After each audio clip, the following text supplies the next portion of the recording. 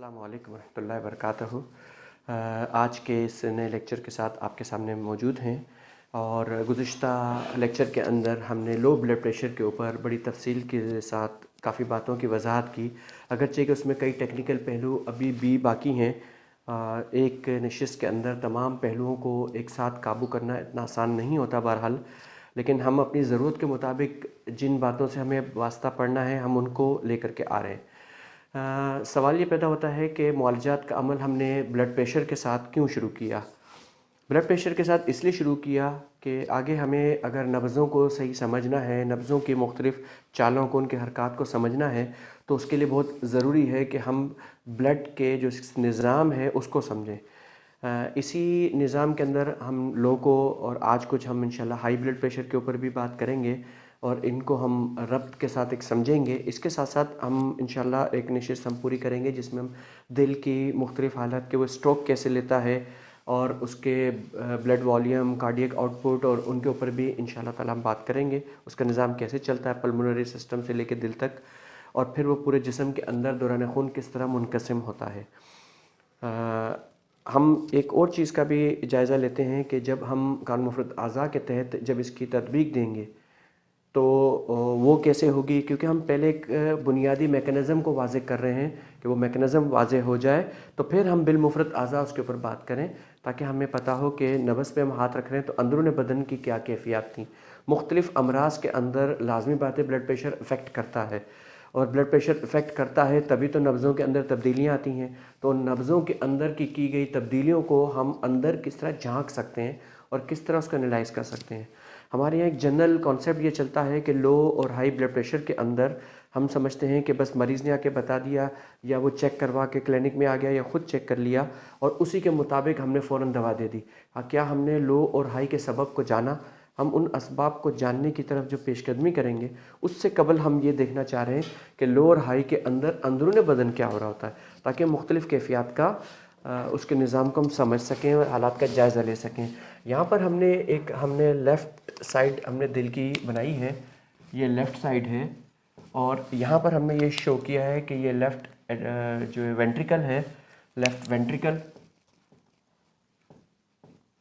और ये left ventricle यहाँ पर इसका वाल खुला हुआ है। अब यहाँ से चैम्बर से इसके अंदर ब्लड आया, जब इसके अंदर ब्लड आया तो ये एओर्टिक वाल्व यहाँ मौजूद है, ये बंद है इस वक्त, और यहाँ पर ये ब्लड इसके अंदर पहुँच गया।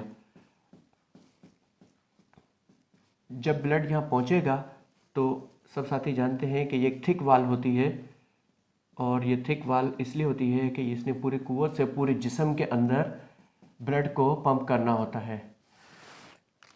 साथी जानते हैं, जो नहीं जानते उनको भी बता देते हैं कि जब असबी निज़ाम के ज़रिए से, एक तो दिल की अपनी हरकत ज़ाती हरकत होती है, ये ख़ुद स्ट्रोक अपने मैनेज करता है, प्रेशर को डेवलप करता है, इसकी ज़ाती हरकत होती है। एक इसकी हरकत को कंट्रोल करने के लिए हमारा दिमाग से निज़ाम काम करता है, जो इसके स्पीड को स्लो फास्ट करने में बवक्त ज़रूरत सिंपैथेटिक और पैरासिम्पैथेटिक सिचुएशंस के अंदर मदद करता है।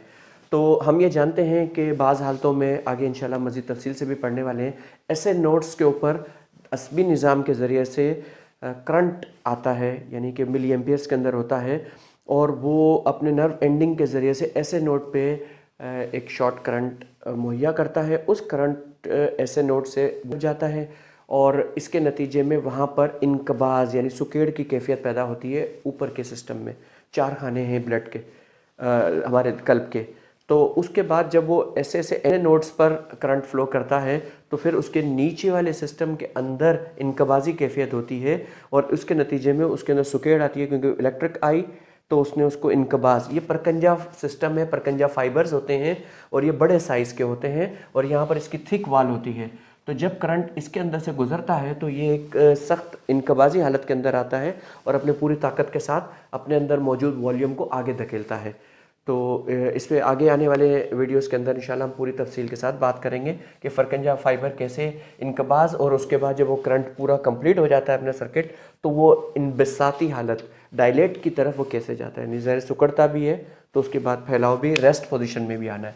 तो अब यहाँ पर से ब्लड यहाँ पर आ गया और ये वाल्व खुला हुआ है, जिसके नतीजे में यहाँ से ब्लड यहाँ पर इस हिस्से में वेंट्रिकल के अंदर, लेफ्ट वेंट्रिकल के अंदर आ गया, जहाँ से लेफ्ट वेंट्रिकल में पूरे जिस्म के अंदर इसने सप्लाई करनी है। ये हमने मेजर आर्टरी को नुमाइंदगी दी है कि ये मेजर आर्टरी है और ये इसकी ब्रांचेस हैं, अरूक शारिया, कैपिलरीज जिसको कहते हैं। आगे की तरफ पेरिफेरल ब्लड ने चले जाना है। हम मुख्तसर जगह के ऊपर इसकी वजाहत कर रहे हैं।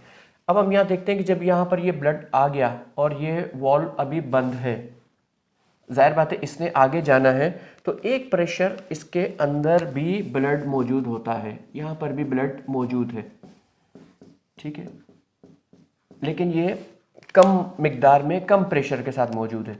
तो यहाँ पर से जब ये ब्लड आगे चला जाता है, पेरिफेरल पूरे जिस्म को सप्लाई हो जाता है, तो लाजमी बात है यहाँ प्रेशर कम हो जाएगा। जब यहाँ प्रेशर कम हो जाएगा तो उसके नतीजे में, और यहाँ प्रेशर बढ़ रहा है जिसके नतीजे में ये वाल्व ओपन हो जाएगा। जब वाल्व ओपन हो जाएगा तो क्या होगा, अब लेट्स सपोज ये वाल्व ओपन हो गया तो ये मवाद जो है लाजमी बात है ये बाहर निकलेगा एओर्टा के ज़रिए से। लेफ्ट में एओर्टा के ज़रिए से ब्लड ने बाहर निकलना है। एओर्टिक आर्च से जब ये बाहर निकलेगा तो जब यहाँ बहुत सारा ब्लड वॉल्यूम मौजूद है, अपने मखसूस प्रेशर के साथ जब ये बाहर निकलेगा तो लाजमी बात है इस हिस्से को स्ट्रेच करेगा। जब ये स्ट्रेच करेगा तो लेट्स सपोज ये स्ट्रेच, हम इसको काउंट करते हैं कि यहाँ से इसने इसे स्ट्रेच किया, ये फैल गया, अब ये एक फैलाव में आ गया, यानी जाहिर बात है उसने वॉल्यूम जब उसके अंदर कम जगह में आएगा तो उसकी इलास्टिसिटी की वजह से उसके अंदर फैलाव आया, ये इसके अंदर फैलाव आया। ब्लड ने क्या किया, इसकी वॉल्स को पुश किया। जब इसकी वॉल्स को पुश किया और यहाँ वाला प्रेशर यहाँ मुंतकल हो गया। मिसाल के तौर पे यहाँ पर एक प्रेशर था 120 millimetre of mercury, blood pressure को इसमें नापा जाता है, और ये प्रेशर यहाँ से अब इस सिस्टम के अंदर एओर्टिक आर्च के ज़रिए से मेजर आर्टरीज की तरफ मुंतकिल हो गया। तो इस प्रेशर को जो इस तरफ से गया इसको हम कहते हैं सिस्टोलिक प्रेशर। सिस्टोलिक ब्लड होता है ना ऊपर का, जिसको आम जबान में कहते हैं ऊपर का ब्लड प्रेशर और नीचे का ब्लड प्रेशर, तो ये ऊपर का ब्लड प्रेशर सिस्टोलिक। ये हमने देख लिया कि वो प्रेशर जो यहाँ से बिल्टअप हुआ। इस वक्त हम तकरीबन नॉर्मल हालत की बात कर रहे हैं और इंशाल्लाह थोड़ी देर में इसको मजीद वजाहत करेंगे। तो 120 मिलीमीटर ऑफ मरकरी से प्रेशर इसकी तरफ मूव किया, आगे की तरफ। जब ये आगे की तरफ गया और यहाँ पर ब्लड प्रेशर लो था, जब और आगे इसके वरीदी निज़ाम ने आ जाना है। जो वरीदी निज़ाम ने आ जाना है उस वरीदी निज़ाम के अंदर भी एक ब्लड प्रेशर होता है। हम ये सपोज कर रहे हैं कि इस वरीदी निज़ाम को रिप्रेजेंट कर रहे हैं पूरे बॉडी के लिए। अब जब ये वरीदी निज़ाम भी हमारा सुपेरियर इंफेरियर वेना केवा के ज़रिए से आपस में कनेक्टेड होता है और ये दोबारा हमारे राइट साइड पे दिल में चला जाएगा ब्लड ये कलेक्ट करके। तो इस तरफ जो प्रेशर होगा वो कैसा होगा और इस तरफ कैसा प्रेशर होगा, इन सब चीज़ों को हम तरतीब से समझते जाएंगे। हमने देखा कि यहाँ पर 120 मिलीमीटर ऑफ मरकरी प्रेशर, क्योंकि एक शॉर्ट जगह में है, एक पूरे वॉल्यूम के साथ आया है। जब ये प्रेशर यहाँ पर आने के बाद जब आगे की तरफ पेरिफेरल मूव करेगा तो लाजमी बात है इसके अंदर जो मौजूद प्रेशर है वो डिवाइड होगा, कम हो जाएगा। इसके कंपार्टमेंट के अंदर वो मवाद जब आ रहा है पीछे से, ब्लड का वॉल्यूम वो जब फैल जाएगा तो उसका प्रेशर भी तकसीम हो जाएगा सब जगह पे। तो यहाँ पर जो प्रेशर मेंटेन होता है वो क्या मेंटेन होता है, 80 मिलीमीटर ऑफ मरकरी, यानी 120 का जो प्रेशर आया यहाँ से स्ट्रोक लगा करके पेरिफेरल आगे जाते हुए हमारे पूरे जिस्म के अंदर वो आ गया 80 मिलीमीटर ऑफ मरकरी। अब जब यहाँ पर फुल प्रेशर आ गया और यहाँ से जब ये खाली हो गया है तो लाजमी बात है यहाँ पर मौजूद पहले से भी कुछ प्रेशर था और ब्लड भी इसके अंदर जब शामिल हो गया है तो एक हेवी प्रेशर है यहाँ पर उस वक्त। तो उस हेवी प्रेशर की वजह से क्या होगा, ब्लड को अब यहाँ से आगे की तरफ जाना था और लाजमी बात है जब वो आगे की तरफ इसने जाना है तो इसने इलास्टिसिटी की वजह से दोबारा स्क्वीजिंग का अमल करना है, क्योंकि यहाँ पर प्रेशर ज़्यादा था, इसकी वजह से इसको धकेल दिया गया। जब इसको धकेल दिया गया तो यहाँ पर जो वॉल्व है एओर्टिक, इस वॉल्व ने क्लोज हो जाना है। अब ये वॉल्व क्लोज हो गया अपने प्रेशर की सबब, चूँकि इसने सुकेड़ पैदा की। जब ये इनबसाती हालत में जाएगा, फैलेगा, तो फैलने पे इस वॉल ने आपस में अपने लेगामेंट्स के जरिए से जो एक सिस्टम होता है उसके ज़रिए से इस वॉल्स ने आपस में बंद हो जाना है दोबारा। अब ये वॉल बंद हो गया, ये खाली हो गया, और जब ये जा रहा था तो ये वॉल बंद था, अब ये दोबारा ये वॉल खुला हो जाएगा और ये बंद हो जाएगा। ये हम जब दिल के अंदर जाएंगे तो हम वहाँ पर पूरी तफसील पढ़ेंगे। अब प्रेशर यहाँ पर बहुत ज़्यादा है और इसने स्क्वीजिंग का अमल, सुकेड़ का अमल भी होना है। सुकेड़ के नतीजे में ब्लड ने वापस भी जाना था। इस वापसी के अमल ने इस वाल्व को दोबारा बंद कर दिया। अब ब्लड के पास पीछे वापस दिल में जाने की जगह नहीं है, लाजमी बात है उसको आगे की तरफ मुंतकिल होना है। तो जब ब्लड आगे की तरफ मुंतकिल होना है, इसके पास पीछे जगह नहीं है, तो उस रफ्तार और अपने प्रेशर के साथ वो आगे की तरफ मूव करता हुआ अपने टिश्यूज़ की तरफ सप्लाई देगा। तो जो ब्लड दिल से निकल करके अपने टिश्यूज़ की तरफ सफ़र कर रहा होता है, ये स्ट्रेस्ड वॉल्यूम होता है। स्ट्रेस्ड यानी कि इस पे दबाव होता है, सबसे ज़्यादा दबाव इस तरफ होता है। और यहाँ पर इस कंपार्टमेंट में जो ब्लड होता है वीनस साइड पे, ये अनस्ट्रेस्ड होता है, यानी कि इसमें स्ट्रेस नहीं होता, दबाव नहीं होता। और आमतौर पे इस साइड पे जो ब्लड प्रेशर इसके अंदर जो चल रहा होता है वीनस साइड पे, अनस्ट्रेस होने की हालत में 6.8 मिलीमीटर ऑफ मरकरी का दबाव के तहत यहाँ पर मूवमेंट रहती है इसकी। अब जब इनकी हालतें तब्दील होंगी तो हम देखेंगे कि क्या पोजीशन बनती है। अच्छा, लाजमी बात है जब ब्लड यहाँ पर से आगे चला गया और यहाँ पर चला गया, ये तो नॉर्मल हालत है। लेकिन अब हम सपोज करते हैं कि किसी दवाई या किसी बदपरहेजी, मरीज़ के गलत इलाज या गलत कंडीशन के नतीजे में अब स्क्वीजिंग का अमल हुआ और यहाँ पर जो मौजूद स्मूथ मसल्स हैं, इन स्मूथ मसल्स के अंदर सुकेड़ आ गई। सुकेड़ का मतलब इनकबाजी हालत आ गई। जब यहाँ पर इनकबाजी हालत बढ़ गई आर्टेरियोल्स पे, अब यह हमारी इनकबाजी यानी सुकेड़ आ गया, तो क्या आसानी के साथ यहाँ से ब्लड आगे मूव कर सकेगा? नहीं कर सकेगा, क्योंकि वो स्लो जाएगा, क्योंकि पीछे से पूरे दबाव के साथ आ रहा है और आगे पूरी ताकत के साथ नहीं जा पा रहा। ये वाला ब्लड प्रेशर क्या कहलाता है? डायस्टोलिक, जिसको हम नीचे वाला ब्लड प्रेशर कहते हैं। ये पेरिफेरल रेजिस्टेंस की वजह से, तो total peripheral resistance, total peripheral यानी पूरे जिस्म में फैलाव जो है शरियानों का, आर्टरीज का, हमारी इन आर्टरीज का सबका टोटल का जो रेजिस्टेंस, मुज़ाहिमत है, वो कितनी है। और अगर ये मुज़ाहिमत बढ़ जाए तो लाजमी बात है पीछे कंपार्टमेंट में भी मुज़ाहिमत और बढ़ जाएगी। जब ये और बढ़ जाएगी, ये आसानी के साथ आगे जा नहीं सकता, यहाँ से पीछे जा नहीं सकता, तो दबाव को यहाँ मेंटेन करेगा, तो हम क्या कहेंगे? ये इसका ब्लड प्रेशर हाई हो रहा है। 120 था, अब 140 हो गया, 150 हो गया। जितनी आगे टोटल पेरिफेरल रेजिस्टेंस होगी, टीपीआर जितना हाई होगा, उस टीपीआर के मुताबिक पीछे ब्लड प्रेशर हाई होगा। अब ये किस वजह से हुआ, कैसे हुआ, आगे मुआलजात में हम समझते जाएंगे। लेकिन हमें एक पहलू ये समझ में आ रहा है कि अगर यहाँ पर स्मूथ जो मसल्स हैं, इनके अंदर कॉन्ट्रैक्शन का अमल हो रहा है, तो जब वो जगह तंग होगी, कॉन्ट्रैक्शन का अमल होगा, इनकबाजी हालत होगी, तो क्या होगा? यहाँ पर ब्लड प्रेशर बढ़ जाएगा। अच्छा, अब हम यहाँ देखते हैं कि अगर हमारे वीनस साइड पे यहाँ पर ब्लड आ गया और अगर यहाँ पर इन पे भी स्मूथ मसल्स मौजूद है, अगर इन स्मूथ मसल्स के अंदर डायलेशन का अमल हो जाए, यानी कि फैलाव आ जाए, इनबसाती हालत आ जाए, फैलाव आ जाए, और यहाँ से ब्लड प्रेशर, यहाँ पर इनकबाज अभी नहीं है लेकिन यहाँ पर डायलेट हुई है, तो जो यहाँ से ब्लड आ रहा है, क्या वो आसानी के साथ इसमें नहीं चला जाएगा? यकीनन चला जाएगा। जब वो आसानी के साथ इसके अंदर चला जाएगा, तो क्या इसके अंदर ब्लड प्रेशर हाई होगा, नॉर्मल रहेगा, या फिर लो की तरफ जाएगा? लेकिन वो लो की तरफ अभी नहीं पहुंचेगा, वो प्रेशर इसके अंदर नहीं रहेगा और इंसान नॉर्मल हालत के अंदर चल रहा है। लेकिन जब इसके अंदर वॉल्यूम ज्यादा आ रहा है, तो इसका मतलब है दिल के अंदर फिलिंग भी इसकी ज्यादा होगी राइट साइड पे। जब इसके अंदर दिल के अंदर फिलिंग ज्यादा होगी, तो दिल क्या करेगा? उस फिलिंग के मुताबिक उसको दोबारा आगे की तरफ धकेगा कि भाई धक्का लगाऊं, इसको आगे भेज दूं, और आसानी के साथ फिल करके चलाता रहेगा, तो एक नॉर्मलाइज रहेगा। लेकिन अगर यहाँ पर भी सुकेड़ किसी दवाई की वजह से या किसी बीमारी, किसी मामलात की वजह से यहाँ पर भी अगर कंस्ट्रक्शन का अमल, इनकबास का अमल आ जाता है वीनस सिस्टम के अंदर भी, तो चूंकि हमें पता है कि हमारे जिस्म का ज्यादातर खून वीनस सिस्टम के अंदर मौजूद रहता है, यानी तकरीबन 70%, तो ये वीनस सिस्टम जब स्क्वीजिंग का शिकार होगा, पीछे से तो उसको ब्लड सही आ रहा है, लेकिन आगे से अगर उसके अंदर सुकेड़ आएगी, तो इसके अंदर मौजूद ब्लड को ये तेजी के साथ धकेलेगा। जब ये तेजी के साथ धकेलेगा, तो क्या होगा? ब्लड प्रेशर हाई होना शुरू हो जाएगा। यानी कि अब हम इलाज के अंदर तशखीस जब तक नहीं करते कि कौन से निज़ाम के अंदर कहाँ खराबी आई है, किसके नतीजे में ब्लड प्रेशर हाई या लो हो रहा है, तो हम कैसे मरीज को दवाई दे दें? हर एक मामला अलग है, हम उसको समझ करके दे सकते हैं। अगर यहाँ पर भी वीजो कॉन्स्ट्रक्शन है, यानी कि यहाँ पर भी सुकेड़ है, यहाँ पर भी सुकेड़ है, यहाँ से पूरी ताकत के साथ ब्लड आगे जा नहीं पा रहा, और यहाँ से पूरी दबाव लगा करके ब्लड को वापस भेज रहा है कि इसको सर्किट में चला, तो आप सोचिए कि कितना ब्लड प्रेशर हाई होगा। जब वो ब्लड प्रेशर हाई होगा तो हार्ट रेट भी हाई होगा।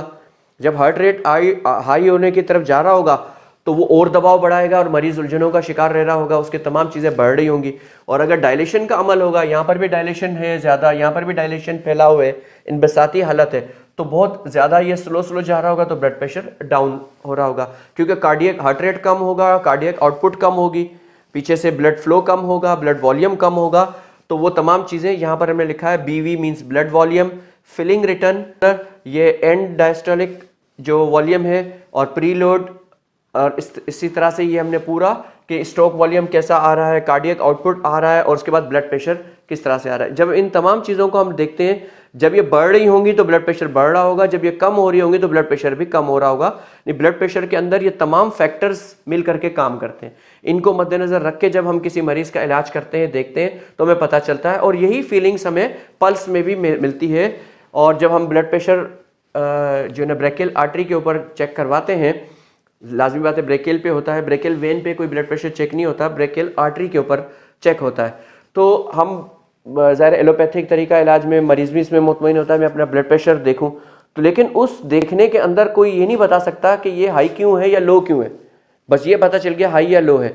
लेकिन हमने जो इल्म तिब के मुताबिक, इल्म कानून मुफरद अज़ा के मुताबिक, जब हम नब्ज़ देखेंगे, मरीज़ की कारूरा देखेंगे, तो हम ये तशख़ीस करके कि किस निज़ाम के अंदर, इस हालत के अंदर कहाँ इनकबाज़ आ रहा है, कौन से सिस्टम में आ रहा है, हम आराम से इलाज कर सकते हैं।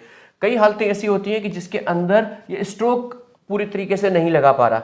जब इसके फाइबर सिस्टम के अंदर, अगर इसके अंदर कोई रुकावट है या इसके अंदर फैलाव ज़्यादा है, जैसे हमारे तस्कीन के सबब, दिल के अंदर हम बोलते हैं कि उज़लात के अंदर तस्कीन के सबब रतूबात का इजमा हो गया है, तो जब रतूबात का इजमा इतना सारा होगा तो क्या ये अच्छी तरह स्ट्रोक लगा सकेगा? कतई नहीं लगा सकेगा। और अगर सुकेड़ की हालत है उज़लाती तहरीकों के अंदर, तो लाजमी बात है कि ये बहुत ज़्यादा दबाव के साथ चलाएगा। बाज़ औक़ात ऐसी भी मरीज़ों की हालत हमने देखी है कि दिल बाहर धड़कता हुआ भी महसूस होता है, यानी कपड़े के बाहर कपड़ा मूवमेंट भी है, लेकिन उसका ब्लड प्रेशर लो होता है। दिलचस्प अमर ये है कि वो इतना तेज़ धड़कने के बावजूद, तो उन चीज़ों का भी हम जायज़ा लेंगे कि ऐसा कैसे होता है। अब इधर से ये तो पूरी कुव्वत लगा रहा है, जब ये पूरी कुव्वत लगा रहा है इसका मतलब है यहाँ पर उज़लाती तहरीक ज़ोरों पर है, जिसकी वजह से ये जोर लगा रहा है ज़्यादा। जब जोर लगा रहा है, आगे इनकबाज है, इसका मतलब ब्लड प्रेशर आगे की तरफ मूव कर नहीं पा रहा। तो ब्लड यहाँ से ताकत तो पूरी लगा रहा है, लेकिन यहाँ से पूरी मज़ाहमत भी है। जब मज़ाहमत पूरी है तो क्या यहाँ से मौजूद मवाद क्या पूरी ताकत से बाहर निकल पाएगा? नहीं निकल पाएगा। जब ये नहीं निकल पाएगा तो डायस्टोलिक क्या होगा? ड्रामेटिकली नीचे जा रहा होगा, वो प्रेशर नीचे की तरफ जा रहा है। अच्छा, यहाँ पर ये बढ़ रहा है और यहाँ वीनस साइड पे नीचे की तरफ जा रहा है। अब मरीज की क्या हालत होगी? ब्लड प्रेशर तो बहुत ज्यादा दिखा रहा है, लेकिन जब हम पल्स पे उस पर हाथ रख रहे होते हैं तो वहां क्या पोजीशन नजर आ रही होती है? ऐसे लगता है कि डायस्टोलिक में है नहीं, बिल्कुल एक लकीर की तरह वो सीधा चल रहा है। तो हमें इस हालतों से अंदाजा करना है कि ब्लड प्रेशर की मरीज के अंदर क्या पोजीशन है। टेक्निकल बातें काफी सारी हैं, लेकिन हम तारुफ के लिए थोड़ी सी आसान अंदाज में बात कर रहे हैं। तो ये हमने थोड़ी सी एक स्केचिंग की है। अगर इस तक, यहाँ तक किसी का कोई सवाल हो, कोई हो तो कोई साथी पूछना चाहे तो पूछ सकता है जी। तो हमने इस चीज़ों का जायज़ा लिया ब्लड प्रेशर के हिसाब से। तो आगे बढ़ने से पहले एक हमने थोड़ा सा ये तरतीब बनाई है। इस तरतीब से पहले मीन आर्टेरियल प्रेशर को हम थोड़ा सा समझ लेते हैं, क्योंकि अक्सर जब ब्लड प्रेशर को नापा जाता है तो उसमें MAP भी लिखा हुआ आता है। मीन आर्टेरियल एक एवरेज प्रेशर है कि पूरे जिस्म के अंदर जो सिस्टोलिक और डायस्टोलिक प्रेशर है, इसके दरमियान एक एवरेज प्रेशर जो निकाल लिया जाता है, उसको नापना होता है। उसको कैसे देखा जाता है? लेट्स सपोज यहाँ पर हमने एक टाइम स्केल बनाया 3S और यहाँ 8S, यानी 8 सेकेंड 3 सेकेंड्स का। 120 मिलीमीटर ऑफ मरकरी यहाँ पर हमने प्रेशर शो किया। ये कौन सा प्रेशर है? सिस्टोलिक। और डायस्टोलिक प्रेशर कितना है? 80। अब 80 का मतलब ये है कि यहाँ से ये पूरा हिस्सा जो है ये 80 है, ये पूरा 80 ब्लड प्रेशर हो गया। ये तो दोनों में बराबर है। और यहाँ पर जो 120 है तो फर्क कितना आ गया? 40 का, 40 मिलीमीटर ऑफ मरकरी, ये ब्लड प्रेशर आ गया। अब हमने इसमें मीन आर्टेरियल प्रेशर किस तरह से हमने मालूम करना है? ये 1/3 है इस पूरे का, ठीक है। अब हमने इसको क्या करना है? हमारे पास डिफरेंस इन दोनों का कितना आ रहा है? माइनस करने पे 40, तो 40 हमने यहाँ लिखा और इसको हमने डिवाइड किससे करना है? चूंकि ये 3 सेकंड पर है 1/3 पर है, तो इससे हमने डिवाइड किया तो कितना आया हमारे पास, ऑलमोस्ट 13 पॉइंट कुछ आता है। तो 13 जो हमारे पास आया प्रेशर, इसका एक एवरेज हमने ले लिया। तो इस एवरेज प्रेशर में हमने किसको जमा करना है, इस प्रेशर को, डायस्टोलिक को। जब 13 + 80 किया तो कितना बनता है, 93। तो ये 93 मिलीमीटर ऑफ मरकरी, ये हमारा मीन आर्टीरियल ब्लड प्रेशर है कि जो पूरे जिस्म के अंदर फैला हुआ है। इसी तरीके से तरतीब से हम कोई भी ब्लड प्रेशर को ले सकते हैं। और अगर इसका रिवर्स अमल कर लें कि अगर हमारे पास मीन आर्टीरियल प्रेशर अगर आया हुआ है तो इस पूरे अमल का हम रिवर्स कर लेंगे तो हमारे पास एक्चुअल ब्लड प्रेशर भी सामने आ जाएगा। तो ये एक चीज़ थी कि जो मैंने कहा कि साथियों को सवाल भी आया था, तो हमने कहा ये आराम से समझा दें, सिंपल है। और ये पूरे जिस्म का पेरिफेरल हमने ब्लड प्रेशर, एक एवरेज ब्लड प्रेशर ले लिया। यहाँ पर हमने एक चीज़ बनाई है, ब्लड प्रेशर को लिखा है BP mean blood pressure, cardiac output, यानी कि दिल में से जो आउटपुट निकल रही है लेफ्ट वेंट्रिकल से, उसको हमने सामने रखा है कि वो डिपेंडेंट किस पर है। तो ब्लड प्रेशर डिपेंडेंट किस पर है, कार्डियक आउटपुट पे और टोटल पेरिफेरल रेजिस्टेंस पे, जिसको टीपीआर कहा जाता है। इसके दोनों के तालमेल से ब्लड प्रेशर कंट्रोल होता है। अगर हमारे ब्लड प्रेशर को हमने हाई को लो करना है तो हमने कहाँ जाना है, हमने किस सिस्टम पे काम करना है, सिस्टोलिक के ऊपर काम करना है। और अगर नीचे वाला, जिसको आमतौर पे कहा जाता है डायस्टोलिक प्रेशर का मसला आता है, तो इट मीन्स प्रॉब्लम कहाँ पर है, टीपीआर में। टीपीआर में हमने या तो सुकेड़ लानी है, अगर कम को हाई करना है तो हम इसमें सुकेड़ लाएंगे, वो उसको ब्लड वॉल्यूम को कॉन्ट्रैक्ट करके आगे भेजेगा। और अगर यहाँ पर ज़्यादा है, ये ज़्यादा आ रहा है, तो हमने क्या करना है, यहाँ पर डायलेशन करनी है। आसान ब्लड प्रेशर होता जाएगा। फिर इंशाल्लाह कानून मुफरत रज़ा की तहरीकों के साथ भी हम जब जायज़ा लेंगे तो वहाँ पर भी हम देखेंगे कि इनका कितना बड़ा हमें फ़ायदा होता है। जब कार्डियक आउटपुट के ऊपर हम बात करते हैं तो कार्डियक आउटपुट किस दो बातों पे डिपेंडेंट है, एक स्ट्रोक वॉल्यूम, एक हार्ट रेट, यानी कि दिल किस रफ्तार से धड़क रहा है और कितनी वॉल्यूम को वो अपने अंदर से रिलीज कर रहा है। क्योंकि जाहिर बात है उसके सामने जो मुज़ाहिमत होगी, हमने देखा था पिछले जो स्नैप हमने बनाया था उसके अंदर कि अगर पेरिफेरल मुज़ाहिमत है तो लाजमी बात है वॉल्यूम पूरी तरीके से बाहर नहीं जा सकेगा। जब वो बाहर नहीं जा सकेगा तो वो मुज़ाहिमत है। तो इसलिए डिपेंडेंट किस पे करता है, कार्डियक आउटपुट दोनों पे, HR और SV। अब स्ट्रोक वॉल्यूम के साथ हमने मजीद चीज़ें भी बनाई हैं कि स्ट्रोक वॉल्यूम को किन चीज़ों पर डिपेंडेंसी का सामना है। एक है प्रीलोड। प्रीलोड क्या चीज़ है कि जब हमारे लेफ्ट वेंट्रिकल के अंदर जिस वक्त वो आया उस वक्त वहाँ क्या प्रेशर था, और उस प्रेशर को हम प्रीलोड कह करके देखते हैं कि वहाँ पर, क्योंकि ख़राबी कहाँ पर आई है, किस तहरीक में, किस मिजाज में, दिल के अंदर हम जनरली बोल देते हैं जी दिल में ख़राबी है, जी 5 नंबर का मरीज़ देखा, हमने कहा दिल में प्रॉब्लम है, या हमने उज़लाती सुकेड़ का कोई मरीज़ देखा तो हमने उसमें मर्ज़ के फतवे लगा देते हैं। तो मर्ज़ के अंदर फॉल्ट कहाँ है, हमने वो फॉल्ट ढूंढना है। और जब हम पल्स के ज़रिए से, यूरिन के ज़रिए से डायग्नोसिशन का अमल करेंगे तो एग्जैक्ट हम ये तक निकाल लेंगे कि कौन से वॉल में प्रॉब्लम है, आप ब्लड निकलते वक्त में प्रॉब्लम है, ब्लड जमा होते वक्त में प्रॉब्लम है, स्ट्रोक में है, कहाँ है। इंशाअल्लाह ताला जब हम समझते होंगे, पुराने अतिबा किराम बड़ी गहराई में समझते थे। जब हम उनकी किताबें पढ़ते हैं तो हमें ये सहूलियात तो हमें उस वक्त मैसर नहीं थी, लेकिन वो इन तमाम बातों पे अपने असातिज़ा किराम से भरपूर इल्म लेकर के बैठते थे और अपने कुतुब का भी मुताला करते थे। हमने कुतुब भी नहीं और अपने मुताले को तो छोड़ दिया, और हर चीज़ में डिपेंडेंट है कि जब पेशाब तो किसी को भेज दिया कि वो तशखीस करके बता दें, रिपोर्टें उठा करके हमने दे दी कि ये तशखीस करके बता दें, और हम जी नोट अपने जेब में डालें और काम करते रहें। तो ये एक गलत रविश है जो कि बहुत ज़्यादा चल पड़ी है, इसको रीचेक करना चाहिए और ख़ुद अपने कमज़ोरी खामों को दूर करना चाहिए। अब यहाँ पर प्रीलोड आ गया। अब यहाँ पर क्या, EDV यानी कि एंड डायस्टोलिक वॉल्यूम। अब ये वॉल्यूम किस वक्त काम कर रहा है कि जब वो कंज्यूम हो रहा है अपने पेरिफेरल में, तो वहाँ पर उस वक्त जो रेजिस्टेंस आ रही है वो रेजिस्टेंस वहाँ पर क्या है, और उस वक्त का जो एंड डायस्टोलिक प्रेशर, यानी एक वॉल्यूम और एक प्रेशर, ये भी स्ट्रोक वॉल्यूम को, यानी पीछे से दबाव कितना आ रहा है। अभी हम स्केच बनाएंगे तो देखेंगे कि उसके अंदर जब वीनस सिस्टम से ब्लड के अंदर जो इनपुट हो रही है, वो इनपुट का प्रेशर और उसका वॉल्यूम कितना है, उसके ऊपर भी स्ट्रोक वॉल्यूम डिपेंड करता है। अगर पीछे से सप्लाई लाइन स्लो आ रही है तो लाजमी बात है कि उसका आउटपुट भी स्लो आएगा, और अगर पीछे से प्रेशर के साथ, दबाव के साथ आ रही है तो दिल ने उसको जल्दी से रिलीज करना है, तो उसका स्ट्रोक वॉल्यूम और जो इसका हार्ट रेट है वो भी बढ़ेगा और इसके ऊपर इम्पैक्ट डालेगा। वीनस रिटर्न, वीनस सिस्टम के अंदर से कितनी मिकदार में, एक हमने जैसे वॉल्यूम और प्रेशर हमने देखा, तो उसका रिटर्न कितनी तेजी के साथ, यानी वो रिफिल दोबारा कितनी जल्दी होता है, और रिफिल होकर के दोबारा दिल की तरफ कितनी जल्दी ब्लड को फ्लो करता है। फिर फिलिंग प्रेशर, ये जब वेंट्रिकल के अंदर वो ब्लड आ रहा है तो वो उसको फिलिंग प्रेशर उसका कितना है, कितनी तेजी के साथ वो भर रहा है। पीछे से दबाव ज्यादा होगा तो एकदम बड़ी स्पीड से उसने भरना है, और जब उसने भरना है बहुत तेजी के साथ तो उसको उसी हिसाब से खारिज भी करने की कोशिश करनी होगी। लेकिन आगे मज़ाहमत होगी तो दिल में दर्द होगा, दिल में तकलीफ का सामना, क्योंकि वॉल स्ट्रेच होंगी तो इंसान घबराहट, बेचैनी और उसका शिकार होगा। तो हम समझ रहे होंगे कि कहाँ पर से फॉल्ट आ रहा है। और फिर रिंग टाइम कि कितनी देर में भर रहा है। अगर इसको टाइम ज़्यादा मिलता है, यानी इसके वॉल ज़्यादा देर तक खुला हुआ है, तो उसको फिलिंग ज़्यादा होगी। अगर वॉल थोड़ी देर में खुल करके फ़ौरन ही अपने मुकर्रर टाइम से कम वक्त में बंद हो गए तो उसकी फिलिंग टाइम कम हो जाएगी डेफिनेटली। तो ये तमाम फैक्टर्स को हमने साथ देखना होता है। अच्छा, फिर हमने वीनोमोटर सिस्टम को भी देखना है, इसको भी थोड़ी देर में वजाहत करेंगे। और इस तरह ब्लड वॉल्यूम के पूरे जिस्म के अंदर, अगर मरीज़ के अंदर ब्लड वॉल्यूम ही कम है, वो उसके अंदर खून की कमी का शिकार है, तो जब वो खून की कमी का शिकार है तो लाजमी बात है ब्लड प्रेशर लो होगा। जब ब्लड प्रेशर लो होगा तो उसको हमने कैसे कंट्रोल करना है, लाजमी बात है हमने वॉल्यूम को तो पहले बढ़ाना है।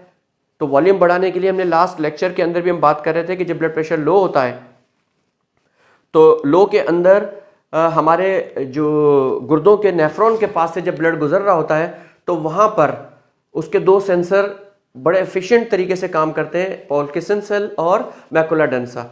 एक ने प्रेशर को सेंस करना है, ये बैरो रिसेप्टर्स होते हैं, इनका प्रेशर का काम जिस्म में जहाँ जहाँ प्रेशर को नापना होता है तो वो बैरो जो रिसेप्टर होते हैं उनके ज़रिए से होता है, वो उसको सेंस करते हैं। और दूसरा जो कीमो रिसेप्टर है कीमियावी अमल को, वो कौन सा, मैकुला डेंसा। मैकुला डेंसा ने क्या करना है, सॉल्ट, सोडियम की मिकदार को चेक करना है कि ये मुनासिब है या नहीं है। अगर वो कम है तो उसने भी पॉल्किंसन सेल को जो है ना एक्टिवेट करना है रिसेप्टर के ज़रिए से, अपने मैसेंजर सिग्नल के ज़रिए से। और इन्होंने क्या करना है, रेनिन का खराज करना है। इस रेनिन ने हमारे जिगर से निकलने वाले एक प्रोडक्ट के साथ मिल करके एंजियोटेंसिन 1 तरतीब देना है। एंजियोटेंसिन 1 ने हमारे जब दिल में से पंप होने के बाद पल्मोनरी सिस्टम में आना है, तो पल्मोनरी सिस्टम में एयर पॉकेट्स के करीब से जो हमारी वरीदें अपने हमारी शरियाने आर्टरीज गुजर रही हैं, उन आर्टरीज के अंदर एपिथेलियल सेल्स के ऊपर एक एंजाइम एक्सप्रेस हुआ होता है। उस एंजाइम से जब एंजियोटेंसिन 1 गुजरेगा उसके साथ वो मिल करके उस प्रोडक्ट को एक्टिवेट करेगा। एंजियोटेंसिन 1 एक्टिवेट अभी नहीं है, लेकिन जब वो पल्मोनरी सिस्टम से गुजरेगा तो वो उस एंजाइम जो उसका कन्वर्टिंग एंजाइम है उसको कन्वर्ट करता है एंजियोटेंसिन 2 में। अब ये एक्टिवेट हो गया, और जब ये एंजियोटेंसिन 2 कन्वर्ट होने के बाद जब ब्लड के अंदर जाएगा तो क्या क्या वो काम करेगा, हमने बड़ी तफसील से देखा कि वीजो कंस्ट्रक्शन का अमल करेगा।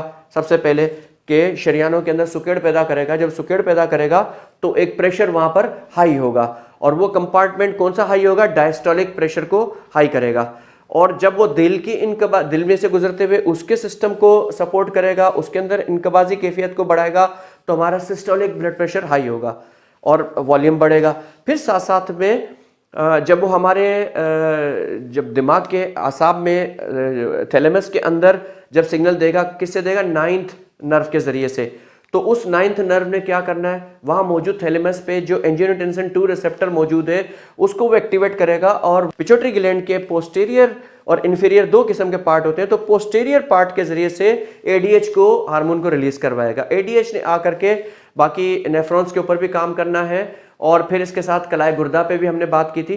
जो इसमें दिलचस्पी रखते हो तो वो पुरानी वीडियो को देख सकते हैं। हम इंशाल्लाह यहाँ ऊपर डिस्क्रिप्शन के सजेशन के अंदर भी आपको उसका लिंक दे देंगे, तो वहाँ देख सकते हैं तफसील के साथ।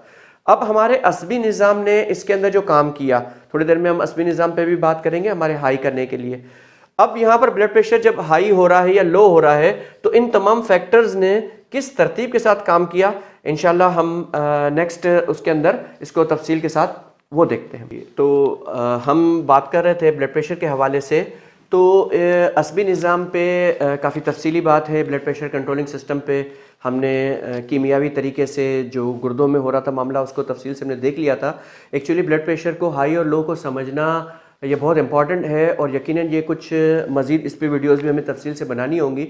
हम ग्रेजुअली इसके बारे में तारुफ़ कराते हुए आगे की तरफ जा रहे हैं। अब एक मरीज़ है, मिसाल के तौर पे खुद ही उज़लाती मरीज़ है, ब्लड प्रेशर हाई का हमारे पास आया है, तो जब हम उसको हैंडल कर रहे होते हैं तो हम हकीकत कान मुफरद आज़ा के उसूल शिफा के तहत हम क्या करते हैं, हम उसके अंदर हरारत की जो कैफियत है उसको भाप करके और हम उसके अंदर सर्दी के सिस्टम को ऑन करते हैं और उस निज़ाम को हम चलाते हैं जहाँ पर हमारा हुक्म रसा आसाबी सिस्टम वो काम करता है। तो हुक्म रसा आसाबी सिस्टम तो तब काम करेगा ना जब उसके पास खबर आई हुई होगी। अब आज के नशिस्त में हम ये देखते हैं खबर रसा आसाब उसमें से दो किस तरह से काम करते हैं उसका जायजा लेते हैं। ये एक हमने ब्लड सर्कुलेटरी सिस्टम की नुमाइंदगी दी है कि हार्ट में से ब्लड निकला और वापस फिर वेनस सिस्टम के ज़रिए से दोबारा अपने दिल में कैसे जाता है, क्या करता है, सब साथियों को पता है। ये राइट साइड पे इन हो जाएगा और लेफ्ट साइड से बाहर आ जाएगा। और यहाँ पर हमने छोटी सी नुमाइंदगी दी है एओर्टिक आर्च की और यहाँ से कैरोटिड आर्टरीज को हम दिखा रहे हैं कि किस तरह से ये कैरोटिड का मामला होता है। यहाँ पर हमने कैरोटिड के ऊपर जो थोड़ा सा लार्ज कर दिया इस हिस्सा, जैसे कि हमने पिछले उसमें भी बताया था, उसको हमने थोड़ा सा लार्ज कर दिया और यहाँ पर हमने आसाब के नर्व एंडिंग को रिप्रेजेंट किया है कि यहाँ पर नर्व एंडिंग लगी हुई है। अब होता क्या है, यहाँ पर जब यहाँ से ब्लड पूरे प्रेशर के साथ, हाई प्रेशर की बात हो रही है, जब हाई प्रेशर के साथ जब यहाँ से ब्लड पास होगा तो वो क्या करेगा, कैरोटिड साइनस पे जब यह जाएगा तो लाजमी बात है अगर उसका नैरो है तो उसको फैलाएगा। जब वो फैलाएगा तो उसको सेंस कर लेता है। क्या होता है यहाँ पर रिच ऑफ सोडियम होता है। इसकी जो वॉल्स हैं इसके अंदर सोडियम बहुत ज़्यादा भरा हुआ होता है। अब जब ये खिंचेगा, जब ये स्प्रेड होगा, फैलाव आएगा इसके अंदर, तो लाजमी बात है इसके अंदर सामने जो सात नर्व लगी हुई है, नर्व एंडिंग मौजूद है, वो भी स्ट्रेच होंगी और उनके चैनल्स ओपन हो जाएंगे, स्प्रेड होगा। तो क्या होगा कि इसके अंदर मौजूद सॉल्ट बहुत आसानी के साथ परमिएबल हो जाएगा, इसके अंदर आसानी के साथ चला जाएगा। जब इसके अंदर सॉल्ट चला जाएगा नर्व एंडिंग के अंदर, तो नर्व एंडिंग में क्या मसला होगा कि यहाँ पर थ्रेशहोल्ड, पिछले लेक्चर में हमने बात की थी, थ्रेशहोल्ड एक इलेक्ट्रिकल साइन हमने बताया था कि यहाँ पर से ये सिग्नल उठेगा और अपने उरूज पे जाएगा और फिर वहाँ से ड्रॉप होगा और जाएगा। जहाँ पर अपने उरूज पे जाएगा ये इसकी एग्जीक्यूशन पॉइंट है। तो यहाँ से इसने क्या किया, जब स्टेज हुआ, सॉल्ट आया, उन्होंने इसके अंदर जो बरकी तब्दीलियां करनी थी वो तब्दीलियों को जब मुकम्मल किया तो इलेक्ट्रिकल सिग्नल उससे जनरेट हुआ सोडियम के बहुत ज़्यादा एक्सेस कर जाने की वजह से। तो यहाँ पर इस 9th नर्व के ज़रिए से हमारे दिमाग के जो असबी निज़ाम है मेडुला के अंदर, इसके मुख्तलिफ पॉइंट्स बने हुए हैं जो कि ब्लड प्रेशर को रेगुलेट करते हैं और बड़ी समझदारी के साथ करते हैं। उसमें जो सबसे मेन मरकजी काम करता है, जिसको ये 9th नर्व के जरिए से इतला मिली, यानी कि हुक्म रसा, खबर रसा के जरिए से खबर मिली। कैसे मिली, इस फंक्शन के तहत। हम अमूमन बात तो करते रहते खबर रसा, इतला दे रहे, कैसे दे रहे हैं, वो इस तरह के मुख्तलिफ निज़ाम जिस्म में बने हुए हैं। जब उसके अंदर बरकी तब्दीली आती है तो बरकी तब्दीली क्या करती है, कीमियावी तब्दीली से बरकी तब्दीली पैदा होती है और बरकी तब्दीली अपने बरकी सिग्नल्स के जरिए से अपने सेंटर को इतला करती है। इसका सेंटर पॉइंट कहाँ है, रिसीवर कहाँ है, यहाँ पर है। इसको कहते हैं हम ट्रैक्टस सॉलिटेरियस। ये न्यूक्लियस है, न्यूक्लियस जो यहाँ पर मौजूद है, ट्रैक्टस सॉलिटेरियस। इस ट्रैक्टस सॉलिटेरियस को इतला मिलती है कि यहाँ पर प्रेशर बहुत ज़्यादा है, ज़्यादा दबाव के साथ ब्लड निकला है। तो ये क्या करेगा, ये अपना रद्द-ए-अमल देगा। थोड़ी देर में हम देखते हैं क्या रद्द-ए-अमल देता है। यहाँ पर जब ब्लड निकल रहा है, यहाँ पर सिग्नल दे रहा है, तो इस जगह से भी एक नर्व एंडिंग के ऊपर 10th नर्व मौजूद है। सेम यही प्रोसीजर यहाँ पर भी होता है और इसने भी इतला अपने सेंटर को प्रोवाइड की। दो यानी 9th और 10th नर्व्स के जरिए से ब्लड के हाई फ्लो बाहर निकलने की इतला कहाँ पर आई, ट्रैक्टस सॉलिटेरियस के पास। जब ट्रैक्टस सॉलिटेरियस के पास इतला आ गई कि भाई ये दो मकाम से कोई एक निज़ाम कभी फेल भी हो जाए तो दूसरा काम कर रहा होता है, तो इस निज़ाम ने यहाँ पर इतला कर दी। ट्रैक्टस सॉलिटेरियस ने क्या किया, कार्डियक इनहिबिटर को एक्टिवेट किया कि भाई तू एक्टिवेट हो, एक्टिवेट करके इसके काम को उसने रोक दिया। जो इसने यहां से सिग्नल भेजने थे असबी निज़ाम के जरिए से, बरकी सिग्नल जो यहां पर इसने चार्ज भेजना था, उस चार्ज के काम को रोक दिया। साथी जानते हैं कि ऐसे नोड्स मौजूद है, ऐसे नोड्स, इन नोड्स के ऊपर बरकी सिग्नल आते हैं दिमाग की तरफ से कि जब दिल की रफ्तार को तेज करना हो या कम करना हो तो ब्लड प्रेशर के दबाव के तहत यहां पर ये अमल जारी रहता है। तो इसने क्या किया, इनहिबिट यानी कार्डियक इनहिबिटर, इनहिबिट यानी रोकना। तो इसने क्या किया, इस सिग्नल्स को जो जा रहे थे और हार्ट बीट को डेवलप करने में मदद दे रहे थे, बढ़ाने में मदद दे रहे थे, इसको क्या किया, क्योंकि जब ब्लड प्रेशर हाई है तो हमें जरूरत क्या है, कम करने की। तो कम करने के लिए हमने क्या क्या हमारे पास, हमने पहले भी देखा था कि हार्ट रेट को कम करना है, स्ट्रोक वॉल्यूम को कम करना है, तो कॉन्स्ट्रक्शन का अमल हमने करना है और बड़ी तफसील के साथ हम देखते जाएंगे कैसे कैसे होगा। हो सकता है कि इस पे हम मजीद भी एक पार्ट और भी बनाएं ताकि इस सिस्टम को हम पूरी तफसील के साथ एक अलग वीडियो में बताएंगे। अभी हम इसके बारे में थोड़ी सी एक आर्जी सी बात आपको इंट्रोडक्टरी कर रहे हैं कि यहाँ से इसने इसके इनहिबिटर को रोक दिया, कार्डियक इनहिबिटर को। इसके साथ एक और है कार्डियक एक्सेलरेटर। यहाँ पर ये एक और निज़ाम मौजूद है, इसको हमने डॉट से और इससे बताया। इसको भी इसने क्या किया, क्योंकि जाहिर बात है कहीं एक चीज़ की खराबी आ जाए तो अल्लाह ताला ने हर काम के लिए दूसरे निज़ामों को रखा हुआ है। इन्होंने भी अपने बरकी निज़ाम के ज़रिए से अपना काम करेंगे। यहाँ पर एक काम हम बताना चाहते हैं कि जो वीज़ो कंस्ट्रक्शन का अमल होता है, तो हम सिंपैथेटिक और पैरासिम्पैथेटिक सिस्टम को जब हम समझते हैं तो हम देखते हैं कि जब पोस्ट जो फाइबर्स होते हैं, यानी कि जो एक प्री फाइबर होते हैं जो इस हराम मगज़, ये हमारे जो सर्वाइकल और यहाँ से गुजर करके जब जिस्म में रीढ़ की हड्डी में से बाहर निकलते हैं तो उस वक्त क्या आते हैं, प्री गैंग्लियानिक होते हैं। वो गैंग्लियन से पहले के जो फाइबर्स होते हैं वो प्री जो फाइबर्स हैं, और उसके बाद गैंग्लियन के बाद से जब वो शुरू होकर के अपने जहाँ उन्होंने जाना होता है, जहाँ उनकी नर्व एंडिंग होनी होती है, जब वहाँ तक वो सफ़र करके जाते हैं, लेट सपोज यहाँ से निकले और यहाँ पर क्या हुआ, इनके पीछे की तरफ में क्या होगा, प्री, और आगे की तरफ क्या होगा, पोस्ट। तो ये गैंग्लियानिक सिस्टम जो होता है, यहाँ से इसको सिग्नल मिल जाते हैं, ये आगे अपने सिग्नल करके, और इनके आगे नर्व एंडिंग्स होती हैं। इस नर्व एंडिंग पे इन्होंने अपने मुख्तलिफ, और जो भी पैरासिम्पैथेटिक सिस्टम के अंदर ख़ास तौर पर जो नर्व एंडिंग होती हैं तमाम की तमाम, वो एक ख़ास चीज़ रिलीज़ करती हैं जिसको क्या कहते हैं हम, नॉर एपिनेफ्रिन। ये नॉर एपिनेफ्रिन ये क्या होती हैं, ये इसके पास भी एक खुसूसी रिसेप्टर होते हैं। ये कब रिलीज करती हैं, जब इस पे एंजियोटेंसिन, कौन सा वाला, 2, एंजियोटेंसिन 2 अमल करेगा ना, 1 तो डीएक्टिव है ना, वो तो पल्मोनरी सिस्टम में जाके एक्टिवेट हुआ। तो यहाँ पर भी रिसेप्टर मौजूद है, जब इसके साथ ये एंजियोटेंसिन 2 का अमल हुआ होता है तो यहाँ पर ये नॉर एपिनेफ्रिन को रिलीज करते हैं। नॉर एपिनेफ्रिन का सबसे बड़ा काम क्या है कि वो जब इसके साथ अमल करेगी, इसके अपने रिसेप्टर्स पे जा करके, तो क्या करेगी, इसके अंदर कॉन्स्ट्रक्शन का अमल करेगी और दिल की भी कुव्वत को बढ़ाएगी ताकि इनकबाजी कैफियत इसके अंदर भरपूर हो। दूसरे लफ्जों में कह सकते हैं कि उजलाती मिजाज की है, उजलात के अंदर सुकेड़ पैदा करती है। तो ये नॉर एपिनेफ्रिन रिलीज का सबब कौन बना, एंजियोटेंसिन 2। हम इनको बिल मुफरद आज़ा जब इसी स्केचिंग को जब दोबारा पढ़ेंगे तो इंशाल्लाह साथियों को और डिटेल में समझ में आएगी कि हम क्या बात समझाना चाह रहे थे सही मायने में। तो यहाँ पर नॉर एपिनेफ्रिन रिलीज हो रही है जिसने इसको खोलना है, सुकेड़ना है।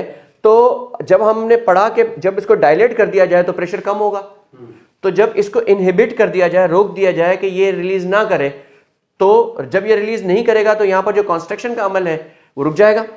जब वो रुक जाएगा तो क्या होगा, जो हमारे आर्टरीज है अरीज हो जाएंगी, चौड़ी हो जाएंगी, वाइड हो जाएंगी। जब वो वाइड हो जाएंगी तो ब्लड प्रेशर जो ज्यादा हो रहा था कम होगा।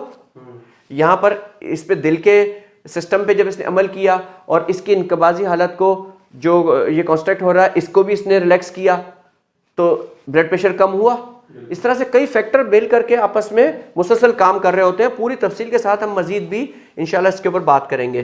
तो यहाँ पर इसने कार्डियक इनहिबिटर को भी और कार्डियक एक्सेलरेटर को भी, इनको भी इनहिबिट किया इसने, और फिर इसके साथ वीजो सेंटर है, इनके साथ भी मिल करके इसने क्या किया, इस पूरे सिस्टम को कंट्रोल किया। कंट्रोल कैसे किया हम इंशाल्लाह ताला इसके ऊपर मुकम्मल तफसील के साथ आगे बढ़ेंगे। हमने गुद्दी उजलाती की मिसाल दी कि गुद्दी उजलाती बड़ा पॉइंट नोट करने का है, अगर साथी इसको जहन में रखेंगे तो हमारे लिए भी आसानी होगी।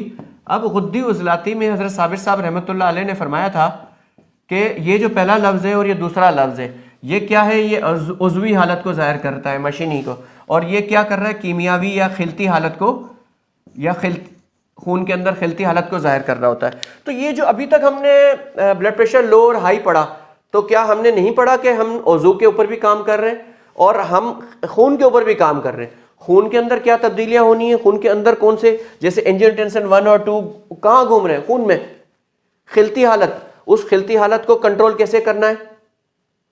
तो हम जो मुख्तलिफ अद्वियात दे रहे हैं वो उस खिलती हालत को कंट्रोल कर रही है ना। उस खिलती हालत से क्या हो रहा है, वज़ू को कंट्रोल हम कर रहे हैं, उज़वी तरीके से, फिर हम अपने असबी निज़ाम के ज़रिए से भी आज़ा को कंट्रोल कर रहे हैं। तो ये बात हम करना चाह रहे थे कि जब हम ये कहते हैं कि मुख्तलिफ पर्दे हैं दिल पे, जिगर पे, दिमाग पे, जो आपस में मिल करके काम करते हैं, तो काम कैसे करते हैं। तो ये अंदरूनी फंक्शन, इस तरह के फंक्शन आप भी मुताला करें तो आपको बहुत सारी चीज़ों का इंशाअल्लाह ताला वाज़ेह होंगी। और हम कोशिश करेंगे कि इसको पूरी डिटेल के साथ अगली जो आने वाली हमारी वीडियो है उसके अंदर बड़ी तफसील के साथ इसको आगे लेके चलेंगे और इस सिस्टम को पूरा कंप्लीट करेंगे। और आपको मुख्तलिफ किस्म की कुछ तहरीकों को हम लिखेंगे और तहरीकों के लिखने के बाद हम उस स्केचेस के अंदर भी बताएंगे कि भाई किस तरह से इस तहरीक के असरात हुए। अगर लो था तो फिर जब हमने मिसाल के तौर पर 6 नंबर का एक पेशेंट है, आसाबी गुद्दी का पेशेंट है, ब्लड प्रेशर, ब्लड वॉल्यूम भी उसका लो है, तो उसके अंदर प्यास लगी तो क्यों लगी, थर्स्ट सेंटर, यहाँ पर थर्स्ट सेंटर मौजूद है। यहाँ पर हमने पिछले उसमें भी देखा था कि यहाँ पर पिट्यूटरी ग्लैंड मौजूद है। पिट्यूटरी ग्लैंड के पोस्टीरियर पार्ट पे क्या हुआ, यहाँ पर मौजूद रिसेप्टर एंजियोटेंसिन 2 रिसेप्टर ने इसको एक्टिवेट किया, इसने अपने सिग्नल्स की मदद से इसको एक्टिवेट किया, हमने पढ़ा था अपने न्यूरॉन्स वगैरह की मदद से। और जब इसने क्या किया, इसने एडीएच को रिलीज किया और एडीएच ने भी जाकर के जो अपना काम किया। तो ये जो हमारा असाबी निज़ाम है, इस असाबी निज़ाम को हम देख रहे हैं कि क्या ये आज़ा आपस में काम कर रहे हैं। जब इसको खबर मिली खबर रसा से, तो इसने हुक्म रसा के जरिए से बाकी काम को, इस वक्त बात का मकसद ये था कि आसाब हुक्म रसा और खबर रसा को जब हम बोलते हैं करते हैं तो वो कैसे काम करते हैं, और आज़ा उज़वी हालत में और कीमियावी हालत में खून के अंदर जब हम मुफरद आज़ा के अंदर पढ़ रहे होते हैं तो वो चीज़ें हमारे यहाँ पर मौजूद हैं, वो बॉडी में ऐसे हो रही होती हैं। वो कोई ख्याली या कोई वैसे ही बात नहीं कर रहे होते कि जिसको बेमकसद बात कहा जाए, उसका एक बड़ा गहरा मकसद होता है। और ये बातों का मकसद सिर्फ ये है कि हमारे अत्तिबा किराम अपने औकात के अंदर अपने आप को पाबंद करें कि हमने अपने मुताले को बढ़ाना है। इसके ऊपर मुख्तलिफ यूट्यूब्स वगैरह पे वीडियोस भी मौजूद होती हैं, उन्हें भी देखा जा सकता है। कुतुब के अंदर मुताला करें, अपनी निसाबी कुतुब को पढ़ें ताकि इन बातों को समझने समझाने में आसानी हो जाए। और जितना इल्म आपको हासिल हो इतना आप कोशिश करें कि दूसरों को भी बताने की कोशिश करें। इंशाल्लाह हम कोशिश करेंगे कि अगले इतवार को इस पर मज़ीद डिटेल के अंदर तफसील से बात कर सकें। अस्सलाम वालेकुम व रहमतुल्लाहि व बरकातहू।